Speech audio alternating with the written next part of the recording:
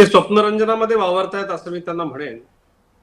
एकतर मी कालच आपल्याच कार्यक्रमामध्ये मनसे प्रमुख सन्माननीय राजसाहेब ठाकरेंना एक आवाहन केलं होतं की खोटारडे पक्ष असलेल्या उबाठा, शप आणि काँग्रेसचा कान त्यांनी धरला पाहिजे.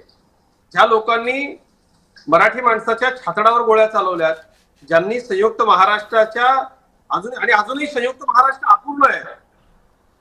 बेळगाव, कारवार, निपाणी, डांग, बिदर, भालकीसह संयुक्त महाराष्ट्र झालाच पाहिजे अशी घोषणा झाली होती. ज्यांनी तो संयुक्त महाराष्ट्र होऊ दिला नाही, त्याच्या मांडीला मांडी लावून आज शरद पवार साहेब आणि उद्धव ठाकरेजी बसलेले आहेत. त्यांनी त्यांना आधी जाब विचारला पाहिजे. हा मराठी माणसाचा अपमान आहे.